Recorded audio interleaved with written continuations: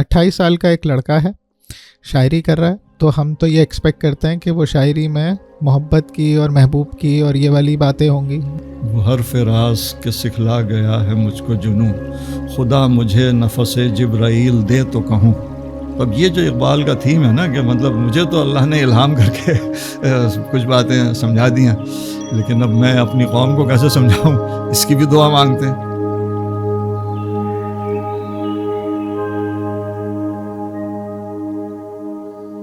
بسم اللہ الرحمن الرحیم. السلام علیکم ہادی صاحب, کیسے مزاج ہیں آپ کے؟ وعلیکم السلام. جی الحمدللہ, اللہ کا شکر. ہادی صاحب, آج ہم نے اقبال کے حوالے سے کچھ گفتگو کرنی ہے, اور کافی عرصے سے ہم یہ چاہ رہے تھے کہ اقبال کی کسی نظم کو اور کسی ترتیب میں یا کسی بھی حوالے سے ان کی کتابوں کا ایک تعارف ہمارے سامنے آ جائے. تو علامہ اقبال 1877 میں سیالکوٹ میں پیدا ہوئے, 1938 میں ان کی وفات ہوئی. ان کی اردو شاعری کے 4 مجموعے جو کلیات اقبال میں شامل ہیں, بانگ درا, بال جبریل, ضرب کلیم اور ارمغان حجاز. اور پھر بانگ درا کے 3 حصے ہیں. پہلا حصہ 1905 تک کی شاعری پہ مشتمل ہے, دوسرا حصہ 1905 سے لے کے 1908 تک کی شاعری پہ مشتمل ہے, اور پھر تیسرا حصہ 1908 سے لے کے 1923 تک کی شاعری پہ مشتمل ہے. تو پہلے تو یہ ذرا 3 حصے کیوں ہیں بانگ درا کے, بانگ درا میں کیا بات کیا ہو رہی ہے, اور اقبال کی عمر اگر 1905 تک کے حصے کی بات کی جائے تو غالباً 28 سال ہے, تقریباً 28 سال کی 28 سال کا ایک لڑکا ہے, شاعری کر رہا ہے. تو ہم تو یہ ایکسپیکٹ کرتے ہیں کہ وہ شاعری میں محبت کی اور محبوب کی اور یہ والی باتیں ہوں گی, جوانی ہے, یہ ساری چیزیں. تو اقبال کی شاعری اس وقت کی شاعری میں کیا ہے اور کیا چیزیں نظر آتی ہیں؟ جی بالکل ٹھیک, یہ بات صحیح ہے کہ 28. حالانکہ اقبال نے شاعری تو شاید بہت ہی کم عمر میں شروع کر دی تھی, بہت ہی ابتدائی یعنی نوجوانی میں, اور لڑکپن میں کہنا چاہیے, جوانی بھی نہیں. لیکن یہ کہ چونکہ طبیعت موزوں تھی اور قدرت کا ایک نظام ہے, جو صلاحیتیں اللہ تعالیٰ دیتے ہیں وہ ان کے آثار شروع میں نظر آ جاتے ہیں, جس کے لیے وہ کہاوتیں ہو نہار بروا کہ چکنے چکنے پات, آپ نے اردو میں سنا ہوگا, اور وہ انگریزی میں بھی کہتے ہیں نا کہ coming events cast their shadows before. اچھا, چکنے چکنے پات, ہاں, ہونہار بروا کے, اچھا, جو پودا آئندہ خوشنما اور سرسبز و شاداب اور خوبصورت ہوتا ہے, اس کے ابتدائی سے پتے جو ہیں وہ بڑے خوبصورت ہوتے ہیں. تو ایک بار یہ تو کہاوت کے حوالے سے, لیکن یہ کہ یہ صحیح ہے کہ اقبال کو فطری اللہ تعالیٰ نے جو صلاحیت دی تھی وہ تو اب ہم جانتے ہیں, چونکہ بعد میں ثابت ہوا.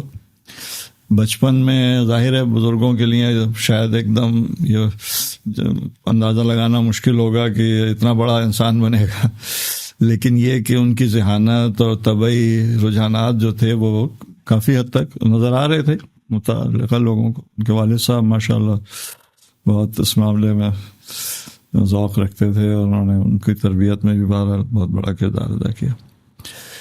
تو ان کی تعلیم میں ابتدا میں اصل میں خوش نصیبی کہیے کہ انہیں استاد ایسے ملے. سیالکوٹ کا ماحول ہے اور برطانیہ کی حکومت کے عروج کا دور ہے بالکل, چونکہ 1857 کی جنگ آزادی کے بعد برطانیہ کی حکومت نے, تاج برطانیہ نے براہ راست ہندوستان کو اپنے اختیار میں لے لیا تھا. اس سے پہلے وہ ایسٹ انڈیا کمپنی تھی.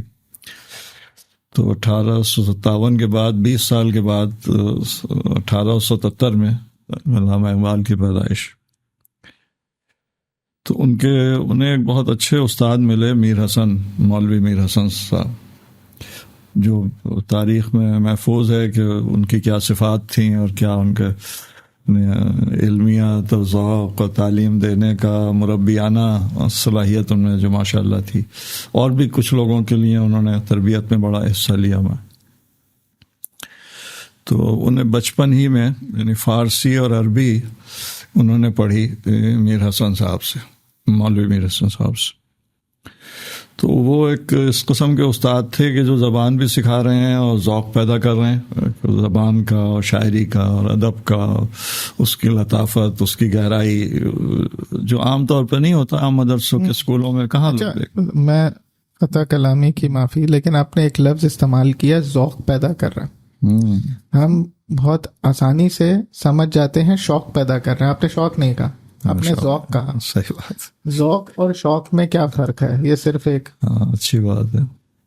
اصل میں شوق تو دراصل کہتے ہیں کسی بھی چیز کی بہت شدت سے طلب ہونا یا پسند آنا، یعنی کوئی چیز آپ کو پسند ہے اور آپ اسے حاصل کرنا چاہتے ہیں، اس کا حاصل کرنے کا جذبہ رکھتے ہیں اور شدید جذبہ رکھتے ہیں، تو یہ شوق ہے. کہ آپ کو شوق ہے، کرکٹ کھیلنے کا بھی شوق ہو سکتا ہے اور کسی بھی چیز کا شوق ہو سکتا ہے. تو شوق ایک ذرا سا مختلف سطح کا معاملہ ہے. شاعری کا بھی شوق ہو سکتا ہے، یعنی شاعری کا شوق ہونا اور بات ہے، لیکن شاعری کا ذوق ہونا یا کسی بھی چیز کا ذوق ہونا، چونکہ ذوق دراصل لفظ ہے، مادہ وہی ہے جو ذائقہ. بعض اوقات ذوق کو ہم ذائقے کے معنوں میں بھی کہتے ہیں. اسی سے لفظ بنا ہے مذاق. اچھا، تو مذاق بھی ہم ایک تو مزاح کے معنوں میں کہتے ہیں اردو میں، لیکن مذاق کے ایک معنی وہ بھی ہوتے ہیں جو ذوق کے معنی ہیں. یعنی آپ میں اردو شاعری کا اچھا مذاق ہے، یا مولوی میر حسن نے اقبال ایک بچے کے طور پر انہیں ملے تھے، لیکن انہوں نے اردو ادب اور فارسی ادب کا مذاق پیدا کر دیا. یہ صحیح جملہ ہوگا، نہیں مذاق بمانے ذوق. تو ذوق جو ہے وہ دراصل اس کی کسی بھی چیز کی لطافت کو محسوس کرنے کی صلاحیت، خوبصورتی کو، اس کے جمال کو، اس کے ایستھیٹکس کو، اور اس کی یعنی گہرائی کو، اس کی لذت کو محسوس کرنے کی صلاحیت، وہ ذوق ہے. تو ذوق جو ہے وہ یہ آپ کہہ سکتے ہیں کسی کو کسی چیز کا بہت زیادہ شوق ہو اور اس پہ محنت بھی کرے تو رفتہ رفتہ ذوق بھی پیدا ہو جائے گا. لیکن ذوق دراصل اس میں وہ جو ذائقے والا پہلو ہے نا، وہ جو ہم کہتے ہیں باذوق انسان.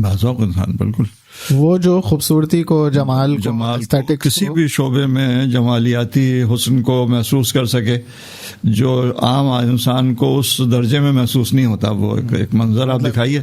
اگر کرکٹ کا شوق ہے تو شوق ایک الگ بات ہے، لیکن کرکٹ کا ذوق ہونا وہ پھر اس کی ایک جیسے کہتے ہیں کہ ایک سکل سیٹ اور جو باریکیاں ہیں، اس کی لطافت ہے، اس میں جو تہداری ہے، جو اس میں خوبصورتی ہے. اور خوبصورت ذوق کا مقصد یہ کہ وہ پہلو جو ہیں خوبصورت، لیکن وہ صرف اسے ہی نظر آتے ہیں جس پہ ذوق ہو، ورنہ وہ منظر بڑا سپاٹ منظر ہوتا ہے. جس طرح ایک مصور ہے باصلاحیت اور تربیت یافتہ بھی اور فطری، پھر میں کہنا پڑے گا ذوق رکھنے والا، کہ وہ اس منظر کو دیکھتا ہے تو مصور کو اس میں جو چیزیں نظر آتی ہیں وہ میں دیکھتا ہوں تو مجھے بڑا عام سا منظر لگتا ہے کہ اس میں کون سی خاص بات ہے. نہیں تمہیں نہیں پتا اس میں کیا ہے، میں بنا کے دکھاتا ہوں. تو وہ اس منظر کو دیکھ کر اس میں سے وہ باتیں شناخت کر لیتا ہے، پہچان لیتا ہے، جو ایک نظر میں مجھے محسوس ہی نہیں ہوتا، مجھے سپاٹ سا منظر معلوم ہوتا. تو ذوق بہرحال ایک یعنی صلاحیت ہے. ذوق انسان کا کیا مطلب ہوا ویسے؟ باذوق انسان کا یعنی اگر ہم ادب ہی کے حوالے یا شاعری کے حوالے سے کہیں تو جو شاعری کو پڑھنے کے بعد اس سے یعنی ایک جمالیاتی سطح پر حظ اٹھا سکتا ہو، اس سے محظوظ ہو سکتا ہو، اس کا لطف لے سکتا ہو. یعنی ایک ہوتا ہے مانے جاننا اور بات ہے، مطلب جو ہوتا ہے نا کہ آپ شعر کا صحیح مطلب سمجھ گئے، گو کے ذوق میں وہ بھی شامل ہوگا، لیکن وہ ایک سطح ہے جس میں آپ شعر کے معنی سمجھ جاتے ہیں. لیکن وہ ایک زبان دانی بھی ہو سکتی ہے کہ الفاظ پہچانتے ہیں آپ. لیکن یہ کہ ذوق میں یہ ہے کہ وہ جب آپ پڑھتے ہیں تو ایک خاص قسم کا اسے لطف آتا ہے، سرور آتا ہے، اور وہ الفاظ کی میں شاعری کے حوالے سے کہہ رہا ہوں کہ وہ اس میں جو صنعتیں اور جو باریکیاں ہیں، جو الفاظ کے انتخاب میں حسن ہے اور لطافت ہے، اور وہ اسے محسوس کر رہا ہے. اب وہ حالانکہ وہ چونکہ بڑی غیر مادی سی چیز ہے، کسی دوسرے شخص کو جس میں اس طرح کا ذوق موجود نہ ہو وہ سمجھا بھی نہیں سکتا کہ مجھے کیا اس میں مزہ آ رہا ہے. تو وہ ایک انگریزی میں جو ٹیسٹ کا لفظ ہے وہ ذائقے کے لیے، وہ ذوق کے لیے بھی استعمال ہو سکتا ہے. اچھا صحیح، چونکہ اس کا مادہ وہی ہے.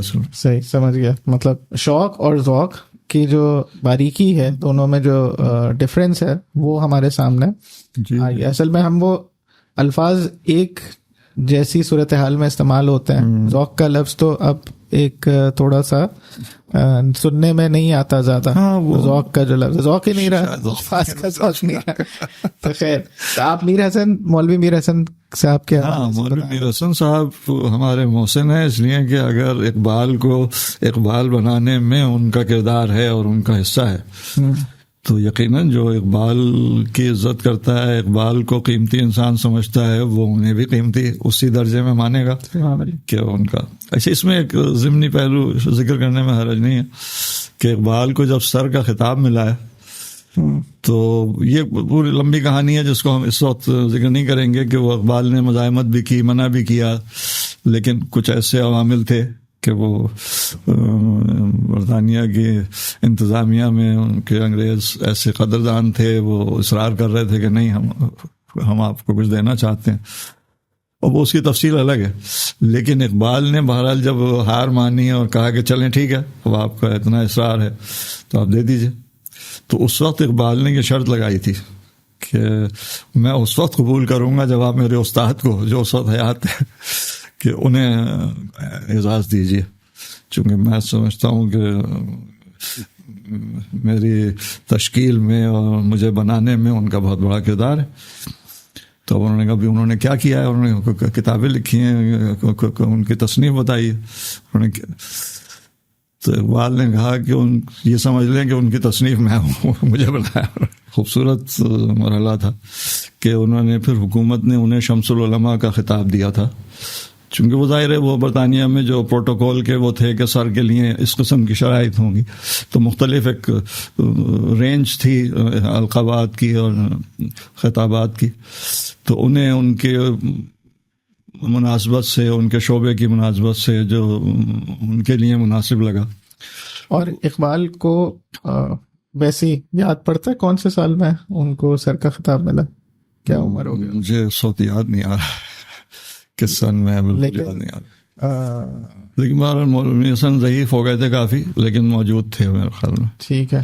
اور مولوی میر حسن جو تھے وہ اقبال کے ابتدائی عمر کے استاد ہیں, استادوں میں, پرائمری اسکول آپ کہہ لیجیے, مدرسے کے سطح پہ. تو وہ کیسا تعلق ہوگا بہت کہ ابتدائی عمر کے استاد, اور کس عمر میں جا کے وہ ایوارڈ مل رہا ہے, ریکگنیشن مل رہی ہے اقبال کو. اور اس وقت مطلب ہم تو لفاظی استعمال کرتے ہیں نا استادوں کے لیے کہ میری جو فلانا ٹیچر تھے, میرے میٹرک کے استاد تھے اور میرے یونیورسٹی کے ٹیچر تھے, نام لے لیتے ہیں یا ویسی جنرل. وہ تو پابندی اور شرط لگا رہے ہیں, تو وہ کیا محبت ہوگی, کیا ادب ہوگا, وہ بہرحال بالکل وہ اسی کردار کا نتیجہ ہے. اصل میں اس کردار میں وہ جو احسان کو یاد رکھنا اور احسان کی قدر کرنا وہ اس میں شامل ہے کردار میں یقیناً. بالکل. اور یہ کتنے مطلب اس میں ادب کا بھی کتنا وہ پہلو ہے کہ بالکل مجھے سر کا مل رہا ہے, میں کیسے وہ کر سکتا ہوں, میرے استاد جو ہیں وہ آگے ہوں. خیر بے شک بے شک. تو آپ بتا رہے تھے ان کی, تو ہم یہ بات کر رہے تھے کہ بچپن میں انہیں یہ ماحول ملا, اس کے بعد وہ آ گئے تھے لاہور میٹرک کرنے کے بعد, یہاں گریجویشن کے لیے لاہور میں آ کے انہوں نے گریجویشن کیا. یہاں انہیں بہت اچھے اچھے اساتذہ ملے جس میں انگریز بھی تھے اور مقامی بھی تھے, جس میں چند ایک نام تو بہت ہی مشہور ہیں, جیسے پروفیسر آرنلڈ ہیں, پروفیسر نکلسن ہیں. اور یہ پروفیسر آرنلڈ غالباً فلسفی کے استاد تھے, اور یہ بھی اسی قسم کے یعنی اپنے انداز کے وہ تھے, یعنی مربیانہ صفات رکھنے والے. اور وہ یوں آپ کہیں کہ اگر میں کہنا کی جسارت کروں کہ فلسفے کا ذوق پیدا کیا انہوں نے پروفیسر آرنلڈ نے. اور پہلے ہوگا یقیناً ذوق, ایسا نہیں ہے, لیکن یہ کو پروان چڑھانے میں, اس کو نشو و نما دینے میں ان کا بڑا کردار ہے. اور اقبال مانتے بھی رہے بعد میں بھی انہیں بھی, اور وہ بھی بہت فخر کرتے تھے کہ بھئی ہمارا بنایا ہوا شاہکار ہے یہ, ہمارے اقبال کو اقبال بنانے میں ہمارا بھی کچھ حصہ ہے. تو پروفیسر نکلسن نے بھی کام یہ کیا تھا کہ اسرار خودی کا ترجمہ انگریزی میں کیا اور یورپ میں متعارف کرایا اقبال کو کہ بھئی آپ کو پتہ نہیں ہے کہ ہندوستان میں جو ہماری نوآبادیات ہے، کالونی ہے، وہاں ایک ایسا ذہن پیدا ہوا ہے جو یہ باتیں کر رہا ہے. تو وہ بھی ایک یعنی شاہکار چیز ہے. بلکہ اس حوالے سے کبھی موقع ملے گا تو ہم دکھائیں گے کہ وہ جب کتاب چھپ کے آئی ہے پروفیسر نکلسن کی اسرار خودی کا ترجمہ، تو اس کی ایک کاپی انہوں نے اقبال کو بھیجی. تو اقبال نے اس پہ کچھ اپنے ہاتھ سے تصحیح کی ہے، کریکشن کی ہے کہ مطلب جہاں استاد محترم کو میرا مفہوم سمجھنے میں کچھ مغالطہ ہوا ہے، میں یہ کہنا چاہ رہا ہوں. ترجمے میں ظاہر ہے وہ فارسی سے انگریزی میں ترجمہ تھا. پھر یہ کہ اقبال کے لیے فارسی کی جو ہے حیثیت تھی اور انگریز نے فارسی سیکھی ہوگی، تو وہ ظاہر ہے وہ اس درجے کی مہارت شاید فارسی میں اس درجے کی نہ ہو جیسے اقبال کی تھی. اور فطری بات ہے، باتیں پہلے کر چکے ہیں کہ اردو میں تو فارسی تو بالکل اردو کے لیے اپنی زبان ہے، انگریز کے لیے فارسی سیکھنا بالکل دوسرے بر اعظم کی زبان، اور وہ صرف علمی شوق کی وجہ سے سیکھ لی انہوں نے. تو وہ بہت زبردست ان کا کہنا چاہیے حصہ ہے اقبال کے معاملے میں نکلسن صاحب کا. لیکن یہ کہ بہرحال اقبال نے محسوس کیا کہ اس میں کہیں اصلاح کی ضرورت ہے، کہ وہ جو میرا مافِ ضمیر ہے وہ صحیح طرح واضح نہیں ہو رہا ہے اس انگریزی میں. تو انہوں نے انگریزی میں اس میں کہیں سے ایڈیٹنگ آپ کہہ لیجیے وہ کی تھی. اور وہ واپس گیا ہوگا تو جو اگلا ایڈیشن چھپا ہوگا اس میں وہ تبدیل ہو گیا ہوگا، معلوم مجھے نہیں پتا، ظاہر ہو گیا ہوگا. لیکن یہ کہ وہ برٹش لائبریری میں کہیں نوادرات میں وہ نسخہ جمع تھا. وہ ہمارے ایک محقق اور ایک سائنسداں تھے جو ہیں تو ایسٹرونومی کے سائنسداں، اب انہوں نے تحقیق کے دوران وہ دریافت کیا کہ وہ جو نسخہ تھا جس پہ اقبال نے اپنے ہاتھ سے تصحیح کی تھی یا ایڈیٹنگ کی تھی وہ وہاں موجود تھا. تو انہوں نے اس کی اس زمانے کے لحاظ سے فوٹو کاپی یا اس کی تصویر نکلوائی اور وہ پھر چھاپی. اچھا. تو وہ ایک کتاب چھپی ہے جو میرے پاس ہے، کبھی موقع ملے گا تو ہم اس کو کیا نام ہے کتاب ذکر کریں گے. ہے وہ وہی یعنی اسرار خودی، لیکن یہ کہ اس میں تو کہنا چاہیے انہوں نے اس کو جس طرح ہم فوٹو کاپی لیتے ہیں اس طریقے سے اس کا امیج لے کر اور اسی کو کتابی شکل میں چھاپ دیا انہوں نے. تو سب نظر آتا ہے آپ کو کہ یہ اوریجنل ٹائپنگ ہے اس زمانے کی. جو پرنٹنگ ہے اس پرنٹنگ کے اوپر اقبال نے ہاتھ سے حاشیے میں یا اوپر نیچے اس کی ایڈیٹنگ کی ہوئی ہے. صحیح. تو وہ بڑی اچھی چیز ہے، یعنی تاریخی چیز ہے کہ بھئی اقبال نے ہم نے استاد کے ترجمے میں ایڈیٹنگ کیا. اچھا. تو ہم یہ بات کر رہے تھے کہ اقبال کو کالج میں بھی بہت بڑے اچھے اساتذہ ملے جس کی وجہ سے ان کی تعلیم ایسی ہوئی. اچھا، اس کے ساتھ ہی ساتھ اردو شاعری میں بہت ہی حال میں 13-14 سال کی عمر میں اقبال جو ہے انہوں نے اپنا کلام داغ دہلوی اس زمانے میں بہت بڑے شاعر تھے اردو کے، جو اردو کے حوالے سے باہر ہے. ہم اگر اردو کا تذکرہ کرتے ہیں تو داغ دہلوی بہت بڑا نام ہے اپنے دور کا، چونکہ وہ زبان دانی اور زبان کی مہارت اور شاعری کی جو فنی مہارت کہنا چاہیے وہ اس میں بہت کمال انہوں نے پیدا کیا. پھر ایک زمانے میں وہ ان کی پرورش ہوئی تھی بہادر شاہ ظفر کے دور میں قلعہ معلیٰ میں، دہلی کے لال قلعے میں.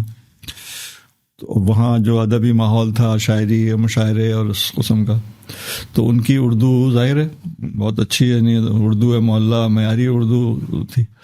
پھر ایک دور میں وہ خود تو بہت بڑے شاعر تھے ہی یقیناً اور بہت لوگوں کے استاد بھی رہے، لیکن یہ کہ وہ نظام دکن کے بھی استاد رہے. بعد میں ایک مرحلے پر وہ حیدرآباد دکن چلے گئے تھے اور وہاں ان کی بڑی قدر ہوئی اور بڑی عزت افزائی ہوئی. نظام دکن نے انہیں مطلب ایک اعزاز کے ساتھ رکھا بھی اور اپنا استاد بھی بنا لیا تھا.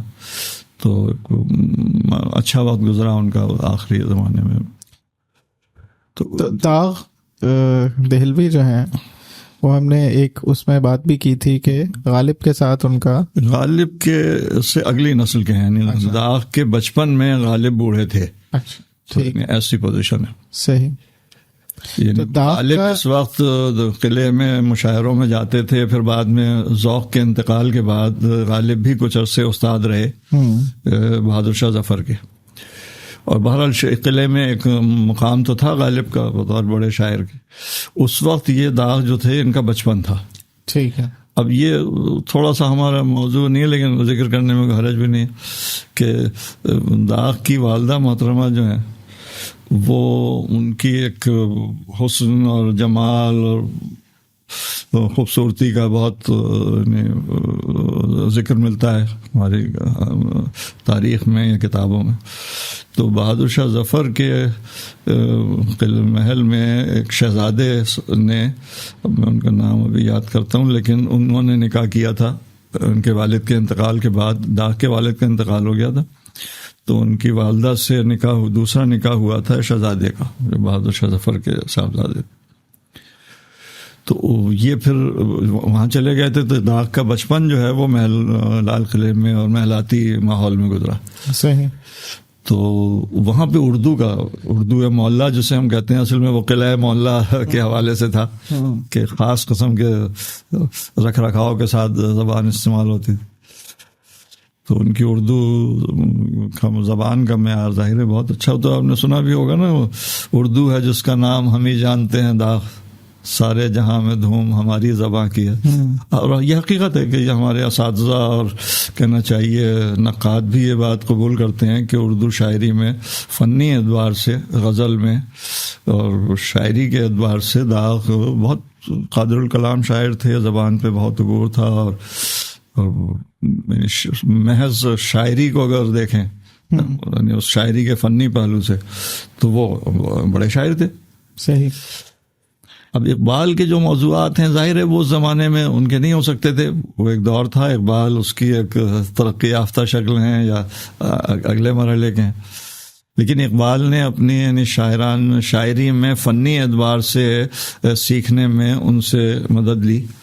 یا یوں کہیے کہ اس زمانے میں یہ ہوتا تھا کہ جو شعراء ہیں وہ جو قریب میں ہوتے تھے وہ تو اصلاح لینے کے لیے اپنا استاد بنا لیا کرتے تھے بڑے شاعر کو، اور وہ خوشی سے قبول کرتے تھے اس لیے کہ حوصلہ افزائی ہے اگلی نسل کی. لیکن چونکہ یہ ڈاک کا نظام شروع ہو گیا تھا تو بہت سے لوگ خطوط کے ذریعے سے اپنا کلام بھیجتے تھے انہیں. اچھا. اور وہ پھر اسی پہ اصلاح کر کے واپسی ڈاک انہیں بھیج دیا کرتے تھے. تو اقبال نے بھی ملاقات کبھی نہیں کی. اچھا. اقبال کا جو جتنا بھی تلمس اور شاگردی ہے داغ کے ساتھ وہ خط و کتابت کے ذریعے سے.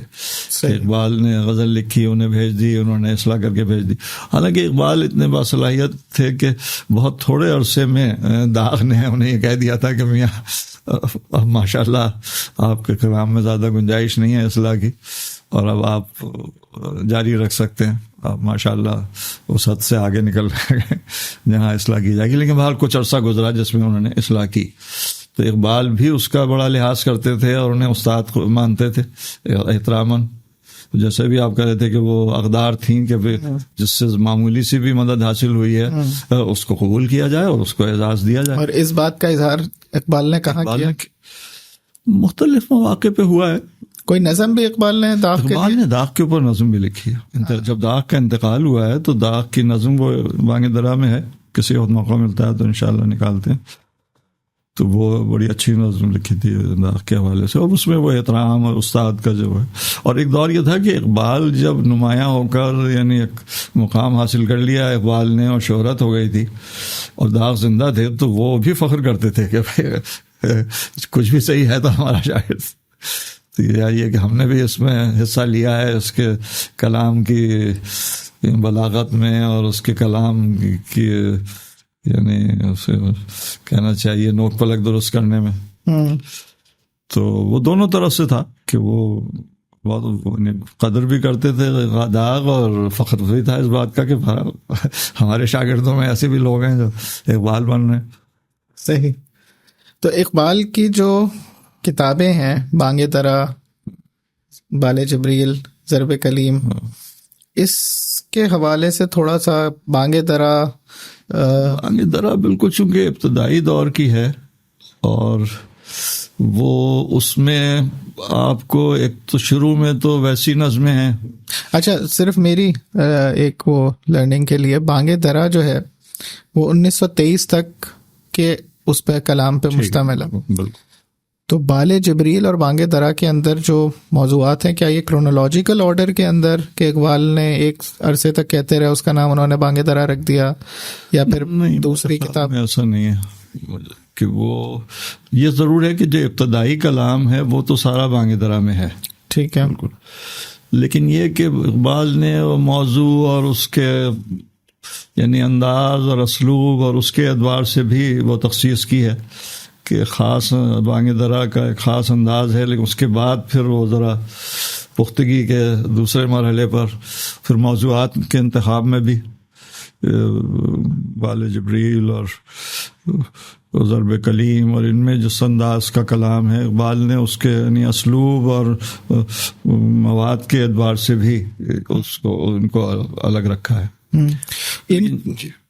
ان کتابوں کے ناموں میں بھی کوئی ایک ترتیب ہے خاص؟ ناموں میں ہاں ترتیب ہے ماشاءاللہ. اب آپ دیکھیں الفاظ جو ہیں، اقبال کا اصل میں ایک عربی شاعری پڑھنے کی وجہ سے اقبال کا ذوق عربی شاعری کا بھی بہت زبردست ہے. اور عربیت جس کو ماہرین کہتے ہیں نا، کہ ایک ہوتا ہے عربی پڑھنا، عربی بولنا، عربی جاننا، اور ایک ہوتی ہے عربیت، عربی مزاج اور وہ ذوق عربی پیدا کرنا. تو اقبال نے بہت کم عمری میں فارسی کا بھی ذوق پیدا کیا اور عربی کا بھی کیا. اور ماہرین نے ایسی کتابیں لکھی ہیں جس میں اقبال پر کلاسیکی عربی ادب کے اثرات اس پر گفتگو کی ہے، اور بڑی تفصیل سے سمجھایا ہے کہ یہ اقبال کے محاورے میں اور ان کے اسلوب بیان میں جو کلاسیکی عربی شاعری کے اثرات کتنے واضح ہیں، بڑی مثالوں کے ذریعے سے. کبھی موقع ملے گا تو انشاءاللہ اس کو نکال کے وہ کریں گے. لیکن یہ کہ بانگ درا ابھی کو کہ یہ عربی کا نہیں ہے، یہ فارسی کے ہیں، لیکن یہ پوری جو اصل میں جو وہ تہذیبی اور ثقافتی جو پس منظر ہے وہ عربی ہے. جو اس کے نام فارسی ہیں. اب بانگ درا عربی میں نہیں ہے، ظاہر ہے فارسی میں. لفظ بانگ درا جو ہے فارسی کا لفظ ہوگا دونوں. کیا مطلب ہے بانگ درا؟ بانگ تو اصل میں ہم کہتے ہیں اذان، خاص طور پہ وہ مرغے کی اذان ہوتی ہے اسے بھی کہہ دیتے ہیں مرغا بانگ دے رہا ہے. لیکن بانگ درا ایک میں عرب کا اس لیے حوالہ دے رہا ہوں کہ وہاں چونکہ صحرا میں قافلے چلتے تھے اور اس قسم کی سواریاں تو تھی نہیں، اونٹ کے اوپر سواری ہو رہی ہے، سفر ہو رہا ہے، یا پیدل ہو رہا ہے، یا کبھی کبھی گھوڑوں پہ بھی ہو رہا ہے یا خچر پہ ہو رہا ہے، لیکن اونٹ روایتی طور پر سفر کا ذریعہ تھا. تو جو قافلے چلتے تھے وہ بہت طویل ہوتے تھے. ایک تو وہ بھی تھا کہنا چاہیے لوٹ مار کا یا ڈاکوؤں کا اور ان کا رہزنوں کا خطرہ، اس کی وجہ سے بھی لوگ انفرادی سفر نہیں کرتے تھے کہ ایک اکیلا آدمی صحرا میں کسی دوسرے ملک جا رہا ہے. یہ جیسے آج کل بھی ہوتا ہے، جہاں خطرہ ہوتا ہے، حفاظت کے مسائل ہوتے ہیں، وہاں کوئی کانوائے بنا کر ایک خاص انداز سے جایا جاتا ہے. تو وہ بھی یہ تھا کہ قافلوں کی شکل میں سفر کرتے تھے تاکہ بہت سے لوگ ہوں گے تو جو بھی کوئی آزمائش آئے گی اس میں ذرا مقابلہ کرنا آسانی ہوگی. تو ان قافلوں میں اور پھر اونٹ کا سفر اور طویل فاصلے صحرائی، تو اس میں راتوں کو قیام بھی کرنا پڑتا تھا، اور یا دن میں زیادہ گرمی ہے تو دن میں قیام کر لیا، رات کو سفر کر لیا، اور سردیاں ہیں تو دن میں سفر کر لیا، رات کو قیام کر لیا، یعنی ایک یہ معاملہ تھا. تو بانگ درا جو ہے یہ دراصل وہ جو قافلے چلتے ہوئے اونٹ کے گلے میں گھنٹی باندھی جاتی تھی جس سے کہ وہ چلنے سے اس کی آواز نکلتی تھی. تو اس میں دونوں باتیں ہیں، ایک تو یہ کہ اس کی جو موسیقیات اور اس میں جو ایک ترنم سا پیدا ہوتا ہے، اس سے ایک اس کے اونٹ کے چلنے میں ایک آہنگ اور ایک ردم انگریزی میں کہیں گے کہ وہ پیدا ہوتا ہے. ایک تو وہ حوالہ بھی.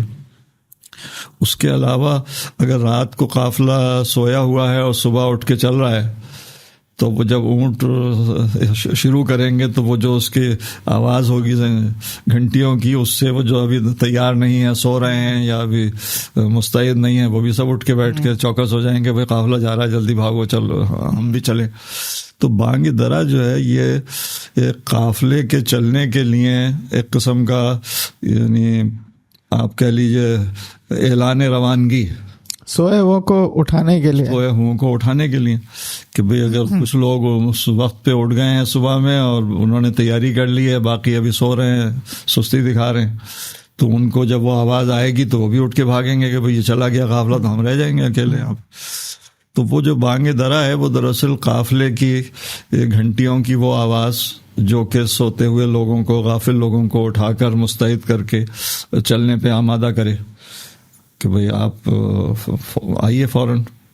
تو وہ اقبال نے ایک علامتی طور پر وہ لیا کہ اگر میری قوم سوئی ہوئی ہے اور میری قوم کو اپنی مفلوق الحالی کا اور پسماندگی کا احساس بھی نہیں ہے، اور اگر کسی درجے میں ہے بھی تو اس کی وجوہات کا اندازہ نہیں ہے، اس کا تجزیہ ان کے پاس نہیں ہے کہ ہماری یہ حالت کیوں ہوئی ہے، تو وہ انہیں جگانے کے لیے اگر اللہ نے میرے دل میں کوئی بات ڈالی ہے، مجھے کچھ توفیق دی ہے، کچھ بات میرے فہم میں آئی ہے، تو میرا فرض ہے کہ میں اپنی قوم کو بیدار کروں۔ اور اس میں بھی اقبال کی شاعری میں بہت ایسی چیزیں آتی ہیں، دیکھا ہے جو کچھ میں نے اوروں کو بھی دکھلا دے دعاؤں کے وہ ہے، یا یہ ہے کہ وہ ہر فراز کے سکھلا گیا ہے مجھ کو جنوں، وہ ہر فراز کے سکھلا گیا ہے مجھ کو جنوں، خدا مجھے نفس جبرائیل دے تو کہوں۔ تب یہ جو اقبال کا تھیم ہے نا کہ مطلب مجھے تو اللہ نے الہام کر کے کچھ باتیں سمجھا دی ہیں، لیکن اب میں اپنی قوم کو کیسے سمجھاؤں، اس کی بھی دعا مانگتے ہیں اور تمنا کرتے ہیں کہ اللہ مجھے توفیق دے کہ میں جو آپ نے مجھے سمجھایا ہے میں ان تک بھی پہنچا سکوں۔ وہ الہی نوجوانوں کو آہے سحر بخش دے، میرا عشق میری نظر بخش دے۔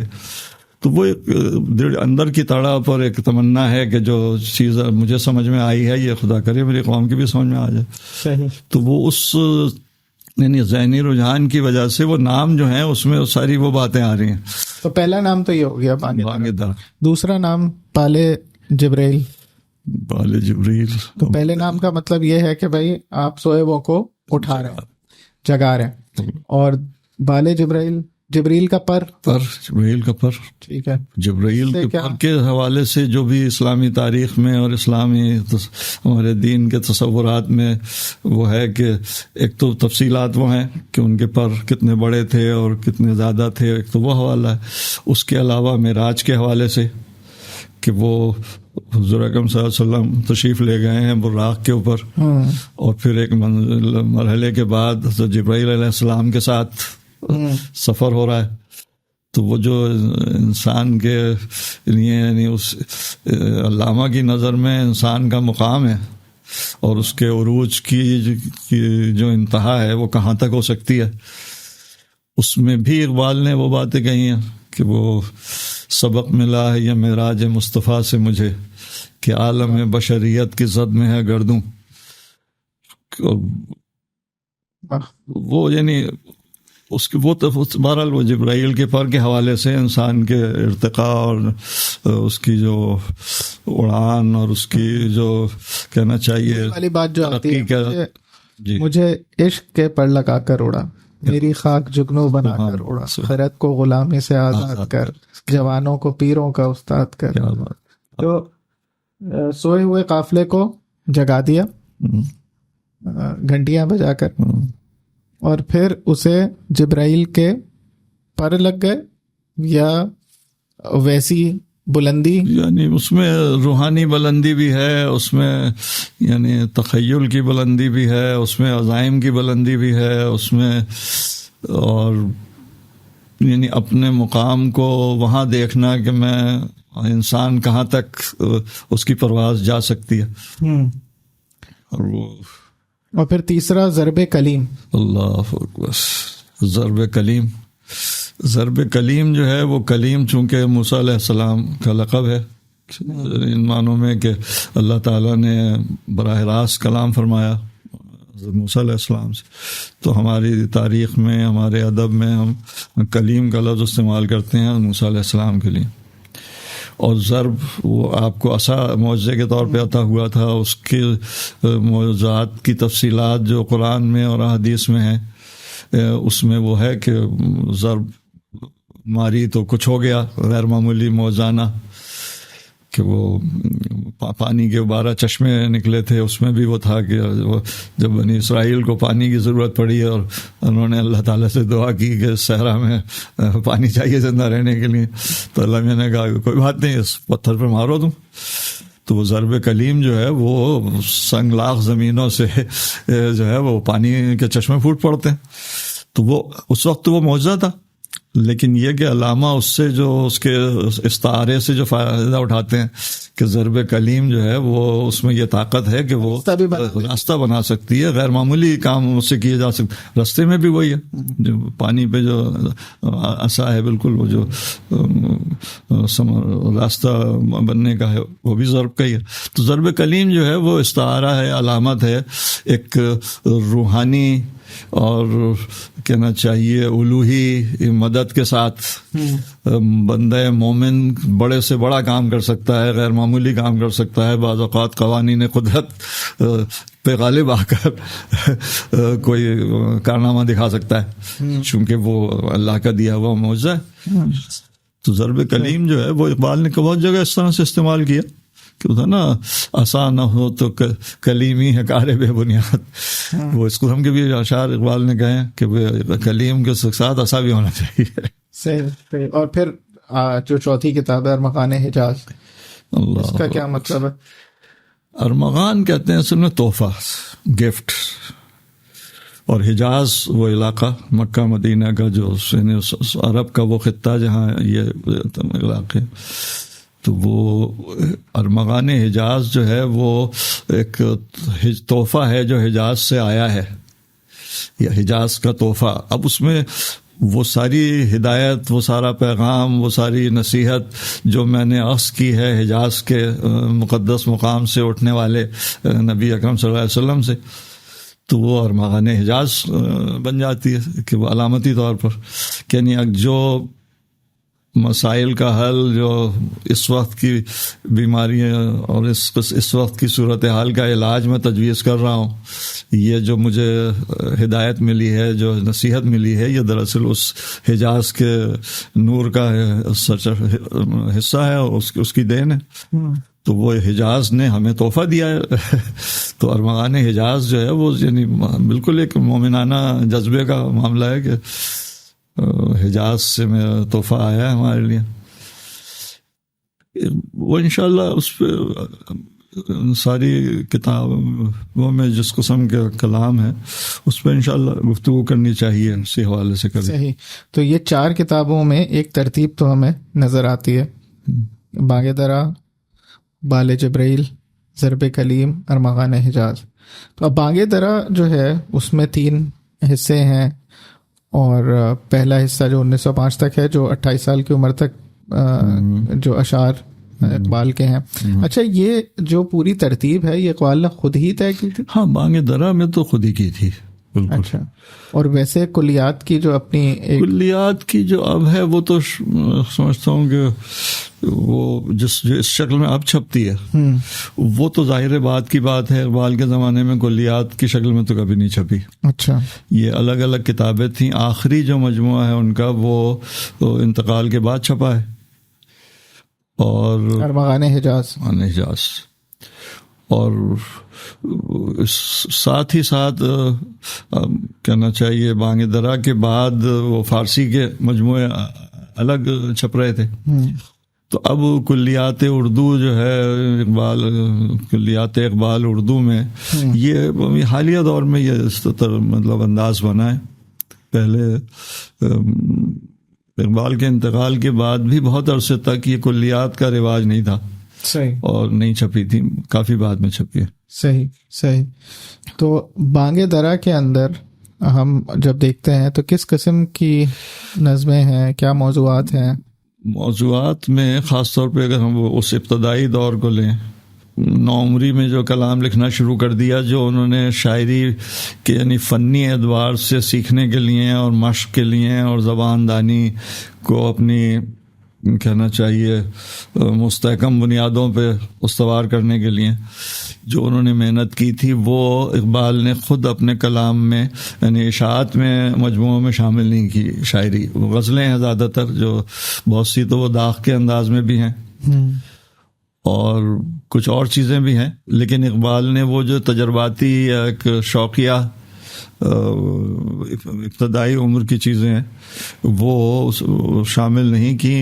غالباً وہ سمجھتے تھے کہ یہ مطلب سنجیدہ ایسی چیز نہیں ہے جسے میں اپنی شناخت کے ساتھ پیش کروں کہ بھئی یہ میرا کلام ہے. وہ ایک میرا اچھا کہنا چاہیے تحصیل کا اور فنی طور پر سیکھنے کا دور تھا جو وہ اپنے مشق کر رہے تھے. صحیح.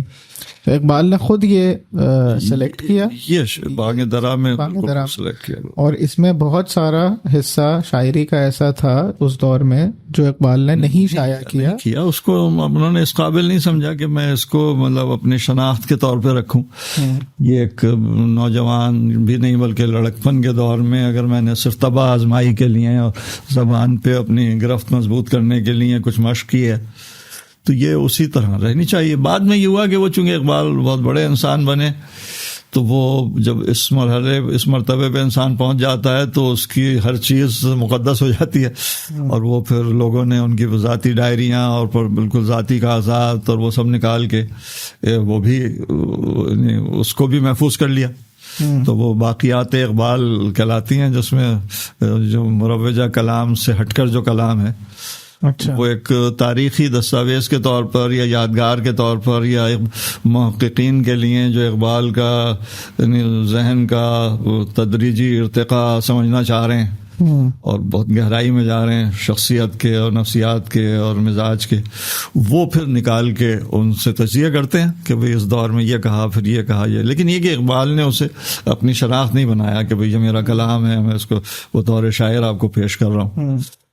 تو وہ ہمیں بھی مطلب انصاف کی بات یہ کہ اسی سطح پہ دیکھنا چاہیے اس کو جس کو اقبال نے خود پیش نہیں کیا.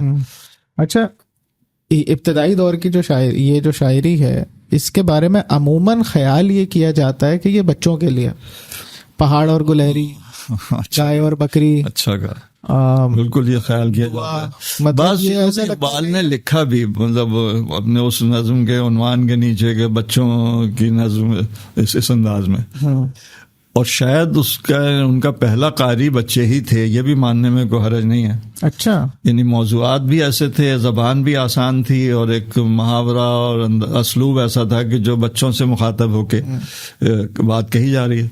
لیکن چونکہ اقبال بہت ذہین آدمی تھے اور بہت فکر بہت اعلیٰ تھی تو اس میں وہ بچوں کی نظموں میں بھی بہت گہری باتیں اور بہت قیمتی باتیں ایسی آئی ہیں جو بڑوں کے لیے بھی بہت قیمتی ہیں. ایک دن کسی مکھی سے یہ کہنے لگا مکڑا، کیا بات.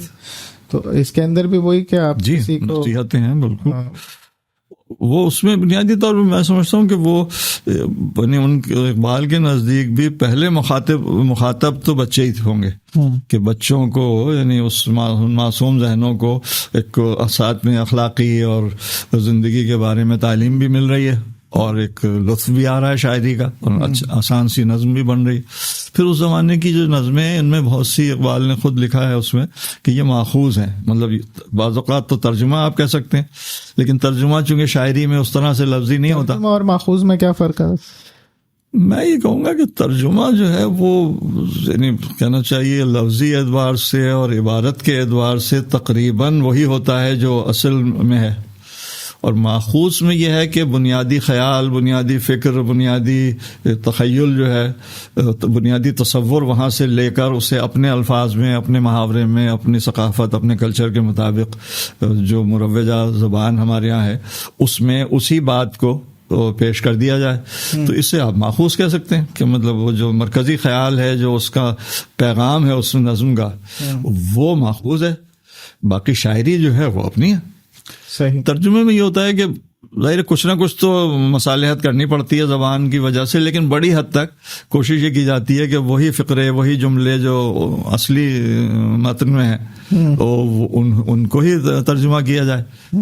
تو وہ یعنی اس میں ایک معمولی سا انحراف تو ہو سکتا ہے، لیکن وہ ہے وہ ترجمہ صحیح. یعنی لیکن یہ کہ ماخوذ میں ذرا بہت گنجائش ہے کہ بنیادی خیال، بنیادی تصور، بنیادی پیغام وہی ہے، اور وہاں اگر استعارے کوئی اور ہیں، آئیڈیا ادھر سے لیا گیا، وہاں سے اس سے فریمنگ ہمارے بالکل اس کی تشکیل یہاں پر ہوئی ہے. ٹھیک ہے. اور جو بانگ درا کا پہلا حصہ ہے، میں دیکھ رہا تھا کلیات اقبال میں، تقریباً 125 صفحات پر مشتمل ہے، اور اس میں بہت ورائٹی ہے. ورائٹی کی اردو کیا ہوگی ویسے؟ تنوع. ماشاء اللہ، صحیح. بہت تنوع ہے. مطلب ایک طرف ہمیں پہاڑ اور گلہری، صحیح بات، مکڑا اور مکھی، یہ ہے، اور اس میں بھی بڑا خیال اور بڑا ایک پیغام ہے. بالکل. اور دوسری طرف اسی کے اندر ہمیں ایک آرزو بھی مل رہی ہے. کیا بات. دنیا کی محفلوں سے اکتا گیا ہوں یار، کیا لطف انجمن کا، جب دل ہی بجھ گیا. اب دل بجھنے کی بھی بات ہو رہی ہے اور اٹھانے والی بھی بات ہو رہی ہے. مطلب ہے بانگ درا کا حصہ دل بجھ رہا ہے. کیوں بجھ رہا ہے؟ کیونکہ مجھے کچھ چاہیے، وہ ایک الگ معاملہ. صحیح بات. اور لیکن ہم نے اصل میں کلیات کو دیکھ کر، میری اپنی ذاتی رائے یہ ہے، کلیات اقبال یا کسی ایک ضخیم کتاب کو، موٹی کتاب کو دیکھ کر دل تھوڑا ڈوبنے لگتا ہے، کیونکہ ایک تو پڑھائی سے اور ریڈنگ سے ایک تجربہ ہے اسکولنگ کا اور ایک ایجوکیشنل پروسیس میں، وہ چیز بہت مشکل ہو جاتی ہے. تو اگر ہم اسے تھوڑا سا، جیسے کہتے ہیں نا کہ کوآپریٹ اصطلاح میں، کہ آپ بڑے آبجیکٹیوز کو چھوٹے چھوٹے اس میں بریک کر کے دیکھیں، تو بانگ درا کا جو پہلا حصہ ہے، جو 1905 تک کی شاعری ہے، 28 سال کی تک کی عمر کی شاعری ہے، وہ 125 پیجز پر مشتمل ہے تقریباً. اور اس میں بہت ساری نظمیں ہیں جو ہم نے سنی ہوئی بھی ہیں، پڑھی ہوئی بھی ہیں، اور اس میں وہ خطاب نوجوان اسلام بھی شاید اسی میں، یا نہیں، ترانے ہندی اس میں ہے، ترانے ہندی ہے، ہمالا اس میں ہے، ہمالا اس میں ہے، بالکل. اور پھر غزلیں ہیں، اور وہ بہت ساری غزلیں ایسی ہیں جو ہم نے عام اس میں سنی بھی ہوں گی، بالکل. جو ہم 13 یا کچھ 13 کے قریب شاید غزلیں ہیں اس حصے کے اندر. اور اس میں ایک غزل جو اس کی سب سے آخری غزل ہے، مجنون شہر چھوڑا، کیا بات، تو صحرا بھی چھوڑ دے، نظارے کی حوث ہو تو لیلا بھی چھوڑ دے. کیا بات. مجنون شہر چھوڑا، تو لیلا بھی چھوڑ دے، یہ تو صحرا بھی چھوڑ دے ہے، یا یہ تو ہے؟ مجنون شہر چھوڑا، تو صحرا بھی چھوڑ ہوگا، نظارے کی حوث ہو تو لیلا بھی چھوڑ دے. اب یہ لیلا مجنو کی کہانی آ گئی ہے ادھر. اس زمانے میں بھی، اب ہم نے خیر ہمارے تو بچپنے میں ہم سنا کرتے تھے، ہمیں تو یاد بھی نہیں کہ کیا کہانی تھی، کوئی مسئلہ کیا تھا ان کی کہانی میں، کیا ایشو تھا. بالکل. اصل میں ویسے آپ کو یاد ہے وہ کہانی؟ میں صرف پوچھ رہا ہوں. بہت تفصیل سے نہیں، لیکن یہ کہ شاید اس وقت مناسب بھی اس کہانی میں ہم جائیں گے تو ہمارا موضوع ذرا وہ ہوگا. لیکن لیلا مجنون بالکل، یعنی ایک عشقیہ داستان آپ کہہ لیجئے کہ دو افراد ہیں جو ایک دوسرے کی محبت میں بہت اصلی کہانی ہے. ہاں، یہ بھی متنازع آپ کہہ سکتے ہیں کہ اکثر ان میں سے ایسی ہیں جو کہنا چاہیے میتھولوجی جو انگریزی میں کہتے ہیں نا، کہ کچھ کہانیاں اس کے بارے میں روایت ہے کہ جی لوک کہانی کہہ رہے ہیں، لوک کہانی بھی کہہ سکتے ہیں. وہ جو میتھولوجی کا ہمارے یہاں کہلاتا تھا یعنی اساطیر، کہ وہ یعنی کلچر میں کچھ داستانیں، کچھ کہانیاں بزرگوں سے ملتی ہیں. اب وہ ہو سکتا ہے کہ واقعتاً کچھ کردار ایسے گزرے ہوں، یہ ہو سکتا ہے کہ کسی تخلیقی ذہن نے ایک کہانی بنائی ہو اور وہ نسل در نسل ہوتے ہوتے مستند معلوم ہونے لگی کہ وہ جیتے جاگتے انسان تھے سارے. خاص طور پہ جب ان کے واقعات بہت زیادہ غیر معمولی نہ ہوں، یعنی ممکنات میں ہوں، جو اس کہانی جیسے وہ شیریں فرہاد ہے، لیلا مجنو ہے، ہیر رانجھا ہے، ایک عذرا اور وامق ہیں عربی کلاس 6 میں. صحیح. تو شیریں فرہاد ہو گئے، لیلا مجنو ہو گئے، ہیر رانجھا ہو گئے، سسی پنو ہمارے یہاں جی فلم میں وہ ہیں. تو وہ ہر دم وہاں رومیو جولیٹ شیکسپیئر نے پیدا کیا. تو یہ سب کہانیاں ایسی ہیں کہ جن میں ہم یہ کہہ نہیں سکتے کہ حقیقی کردار ہیں یا صرف افسانہ ہے. اور کچھ کے بارے میں یہ ہمارے ہاں جو یہ ہے آپ کا شیریں فرہاد وغیرہ کا، اس کا مزار بھی کچھ کہتے ہیں یہ اس میں. ہاں کہا تو جاتا ہے، لیکن مجھے بہت وثوق سے اس کے بارے میں علم نہیں ہے، لیکن کہا جاتا ہے بالکل. اب جیسے شیریں فرہاد وغیرہ کا جو قصہ ہے وہ اس کے بارے میں کچھ عام طور پہ خیال ہے کہ شاید حقیقت میں بھی کوئی اس قسم کی کوئی چیز تھی، لیکن یہ کہ وہ اس میں جو ویسی کہانیاں ہیں وہ بڑی افسانوی ہیں کہ وہ نہر بنا کے دیکھے گئے. چونکہ خسرو بادشاہ جو تھے ان کے وہ بھی اس کہانی میں آتے ہیں شیریں فرہاد کے اس میں. تو لیکن یہ کہ ہم وہ ظاہر ہے موضوع دوسرا ہو جاتا ہے. کیا پتا پلانٹڈ کہانی ہو، خسرو بادشاہ آ گئے بیچ میں، اس وقت وہ بادشاہ تھے، انہوں نے کہا میں بھی صحیح نہیں، وہ ہم ذرا ماہرین سے اساتذہ سے مشورہ کریں گے پھر طے کریں گے. تو مجنون نے شہر چھوڑا. ہاں یہ جو لیلا اس میں جو ذکر ہے وہ دراصل یوں سمجھنا چاہیے کہ وہ اس عربی ثقافت کے پس منظر میں کچھ ایسے کردار جو ہمارے ماحول میں بطور استعارہ استعمال ہو سکتے ہیں ایک علامتی طور پر، ان کی کچھ خصوصیات کلاسیکی ادب میں محفوظ ہیں کہ بھئی لیلا کی کیا خصوصیت تھی اور مجنون کی کیا خصوصیت تھی یا فرہاد کی یا شیریں کی یا ان سب کی. تو ان کے جو مطلب علامتی کی حیثیت ہے وہ اس سے فارسی عربی شاعری میں، فارسی شاعری میں، اردو شاعری میں بے شمار کلام تخلیق ہوا.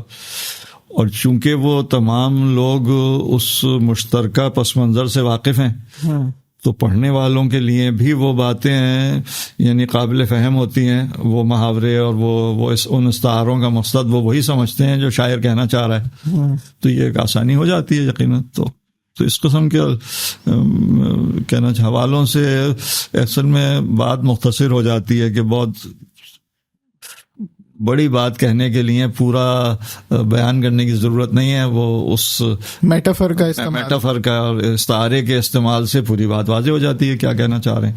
اب جیسے ابھی آپ نے ذکر کیا نا اس میں غزل میں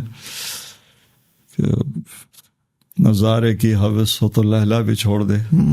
اصل میں اگر ہم اس کے کچھ اور اشعار پڑھیں تو اندازہ ہوگا کہ ہے تو یہ غزل، اور غزل تکنیکی طور پر ہم کہتے ہیں کہ اس میں ہر شعر اپنی جگہ الگ ہوتا ہے یا ہو سکتا ہے، ایک تسلسل ضروری نہیں ہے جو نظم میں ہوتا ہے. یہ ایک بنیادی تعریف میں اس کے پروٹوکول میں ایک بات شامل آتی ہے.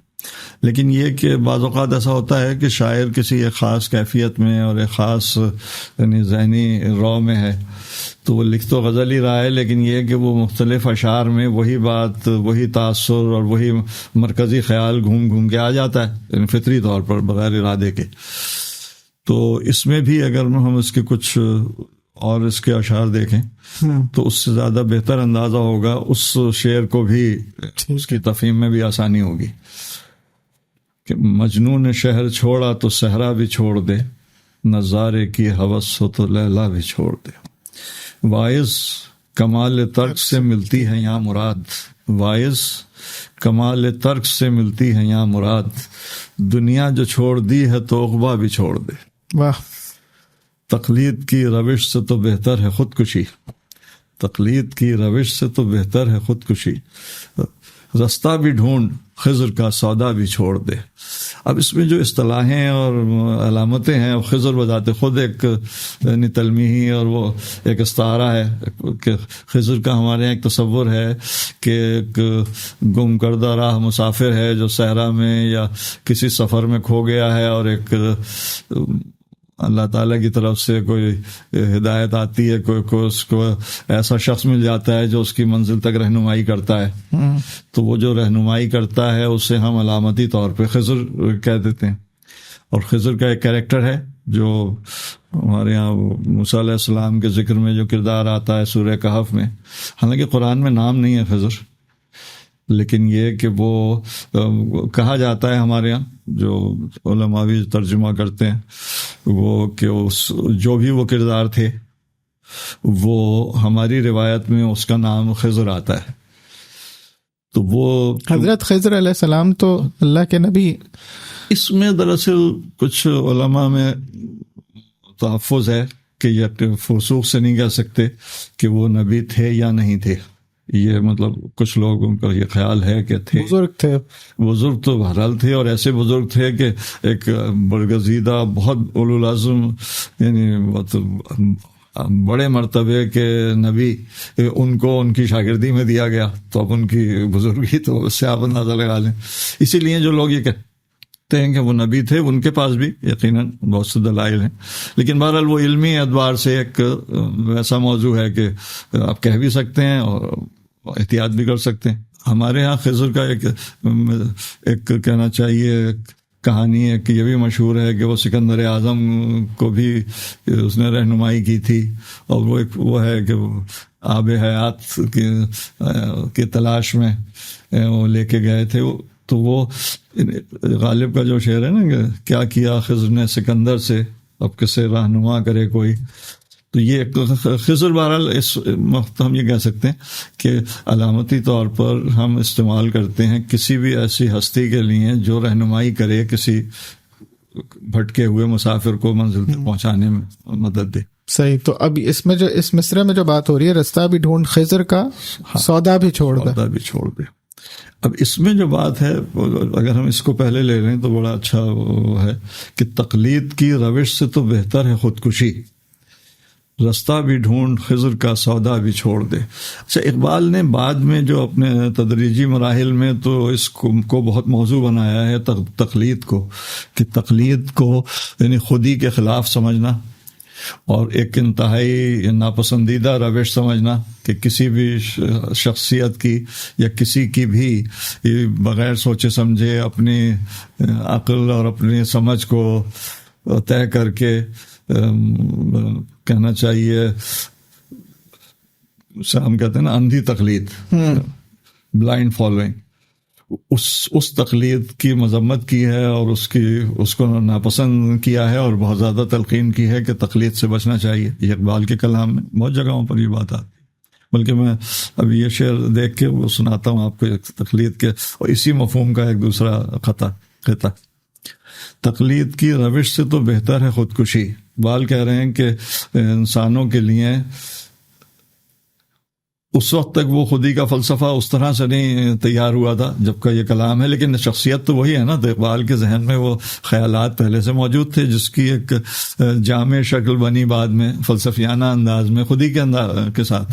لیکن بات وہی ہے جو بعد میں خودی میں تفصیلاً آئی ہے کہ انسان کو اپنی صلاحیت پہ بھروسہ کرنا، اپنی خودداد صلاحیت کو پروان چڑھانا اور اپنے ہاتھ سے اپنا راستہ خود تلاش کرنا، خود تراشنا. بلکہ ابھی میں ایک دوسرا آپ کو شعر سناتا ہوں راستہ تراشنے کے حوالے سے.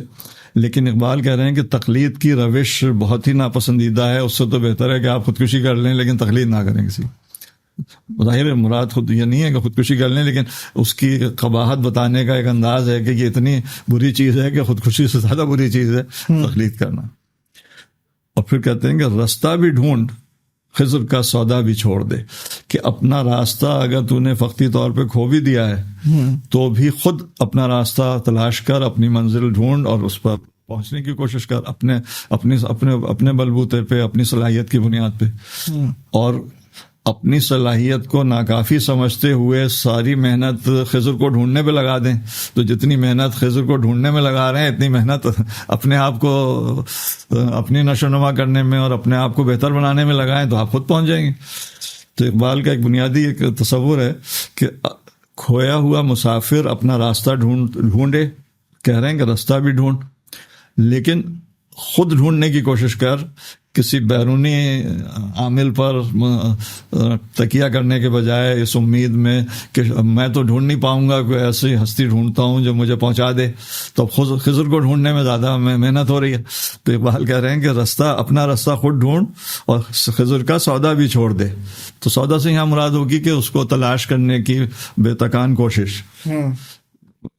سودا یعنی اردو میں دیوانگی، جنون اس کے معنوں میں آتا ہے. تو تقلید کی روش کی ناپسندیدگی کے لیے کہہ رہے ہیں کہ خودکشی سے بھی زیادہ بری چیز ہے تقلید کی روش ہو تو بہتر ہے خودکشی. رستہ بھی ڈھونڈ خضر کا سودا بھی چھوڑ دے.